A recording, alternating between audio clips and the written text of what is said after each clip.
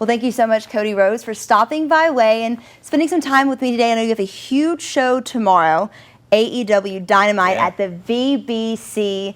It's going to lead up to that big Revolution show, February 29th. So what does tomorrow's show kind of fit in as we paint the picture for the big pay-per-view? This is a really dramatic episode of Dynamite. Not only the 10 lashes concept that's going into it, but then also Yuka Sakazaki returning and wrestling Britt, and Britt's kind of gotten under the skin of a lot of fans in a good way.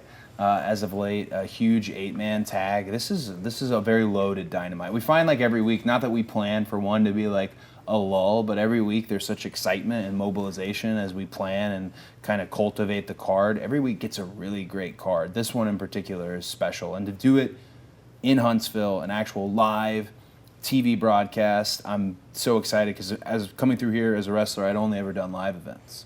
So to actually do a TV broadcast live on TNT is thrilling and challenging and nerve-wracking, but great. How are you mentally preparing for those 10 lashes? I mean, are you going to be able to sleep tonight? I don't sleep.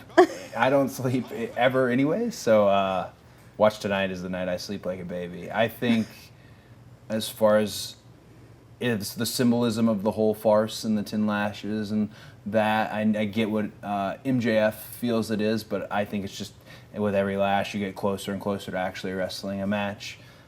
So I'd say I'll take them with a smile on my face, but let's see.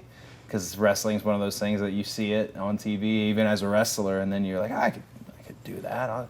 I got that. And then you do it, and you're like, gosh, that hurt so bad. I never want to do it again. So we'll see. We'll see. I've been preparing by not preparing. So you could stop by the Trash Pandas, maybe trainers tomorrow. They can ice you to get all those lash marks healed up. I'm so the day's going on. I was incredibly naive to what's happening, and somebody was like, "Oh, well, this new team is coming," and opening day, and talking about the fact that Rocket City and the mascot Sprocket and the Trash Pandas concept, and then I just uncovered the merch page. And the merch page is delicious. Mm-hmm. It is delicious. The hat, the starter hat, is money, and then the flag behind him, I think it was a pin. I'll be getting a bunch of stuff. I'll be coming for a bunch of Trash Panda stuff. What a cool thing! What a great concept. Sure I'm is. all about big, furry and fluffy characters. In my ROH career, I was criticized, but also they were met with admiration. I had 2 different bears at one point as mascots, and there are still people today like, hey, bring back Bernard, the business bear, or Barry, and I don't think they remember how terrible the bears were as mascots. Like just they did dives and stuff, so they checked the box of modern day wrestling, but you never know. Maybe Sprocket makes it into a ring at some point. Sprocket, I feel like, would be a great wrestler. If you are the Sprocket, like, you're in control, right? Yeah. I think I got that right. I've been doing some research on what a sprocket is. It is a thing. So the only other knowledge of sprockets I have is what Spacely sprockets with the Jetsons. What was the boss's name on the Jetsons? Do we know? I don't know. Something to look into. So I don't know. We'll be sure to Google that he as made well. sprockets, so yeah. I forget. Important jobs. Yeah. So you also are doing the Mr. wrestling. Spacely. That was his name? Yeah, Spacely Sprockets. We should have just put that right together. Mr. Spacely. We're learning something new every single day. See, this is what wrestling does for the world. Absolutely. You learn something new every day. But tomorrow you guys are doing the Wrestling Legends. You're honoring some. Why did you pick to do that here in Huntsville? I love Southern wrestling.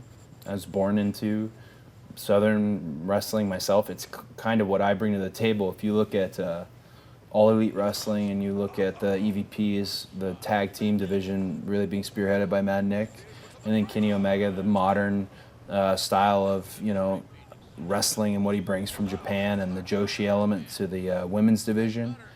But what I bring is classic, old school Southern wrestling, and I love honoring our legends and treating them as legends, not gimmicks, not making them go out there and doing something carny, some sort of shenanigans, especially as they're older. I like them to be revered. Arn is a great example. The fact that Missy Hyatt is here in Austin Idol is really wild on me too, because Missy Hyatt used to be my babysitter.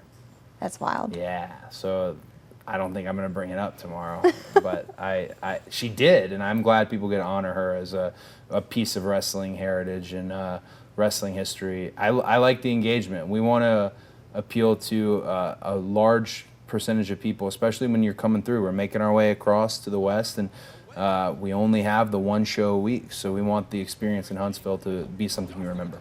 And wrestling is worldwide, but so many wrestlers do come from the Southeast. I mean, why do you think this region just latched on to this sport?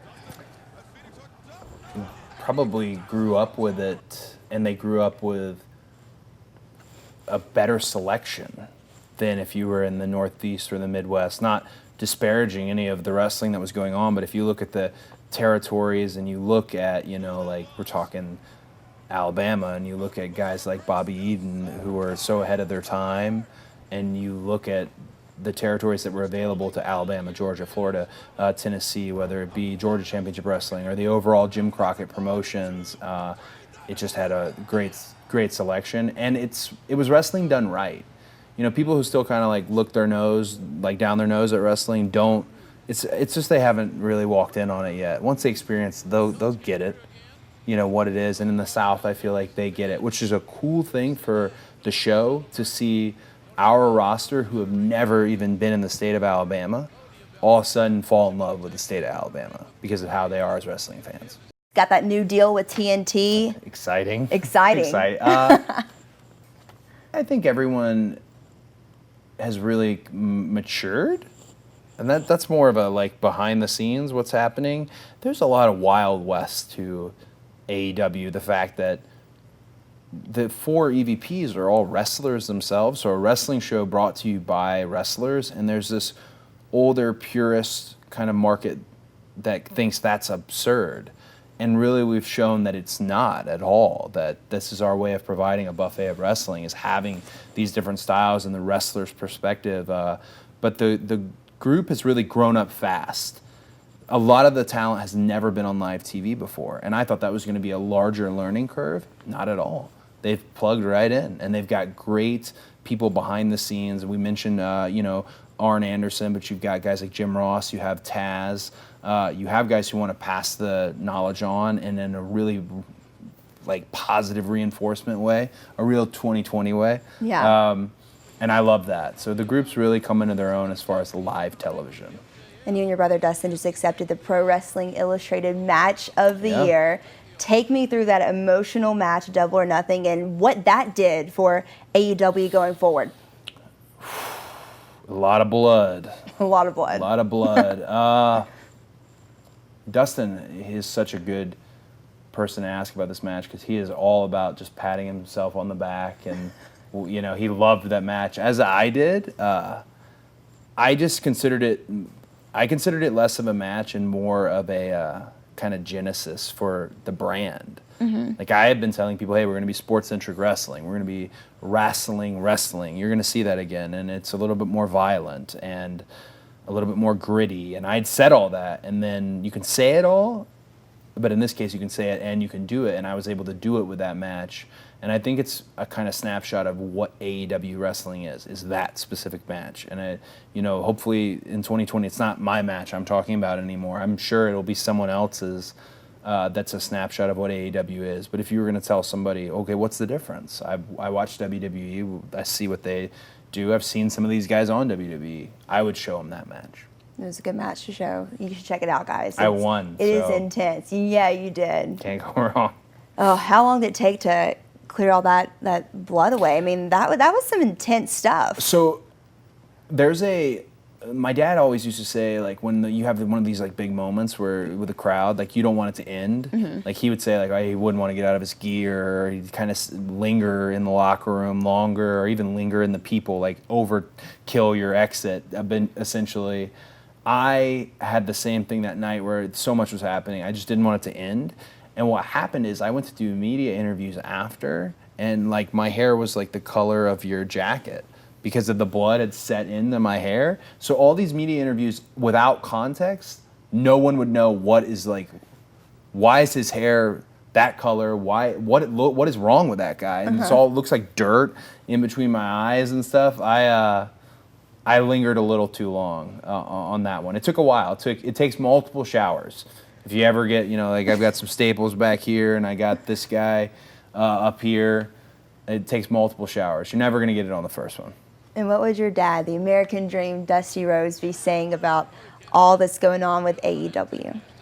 I think he would probably want a job, and I would love it. I tell people all the time, I was like, hey, if all of a sudden like Dusty was just gonna like come back to life and ask me like what's going on, or if I had to catch him up, I wouldn't be able to, because it's just, well, the first time in 20 years a new company started, and it has a legitimate, real financial infrastructure, and it's just been extended on TNT. I wouldn't begin to explain to him, and it's so romantic, the concept of what's happened. He brought wrestling to TBS in 1989 or whatever, and in 2019, AEW returns and wrestling returns to TNT, and some of the faces, to have the Rhodes, to have Tony Schiavone as part of it, Jim Ross, and Tony Khan, the owner and the founder, who just loves and respects that romantic heritage of wrestling. It's a wild time. A lot of books will be written from this crazy period in wrestling. Mine will be the best, though, hopefully. Yes. Now, speaking of the best, that show is tomorrow night, BBC.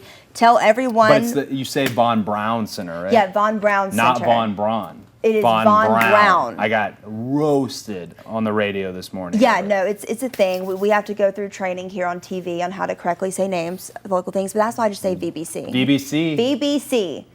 3 letters, like your promotion. Yeah. Give us the details where we can get tickets, check it out, what time doors open. Really easy. AEWTix.com, and you put me on the spot with the time because we're in Central Time, but I'll figure it out right now. The show goes live on TNT at 7.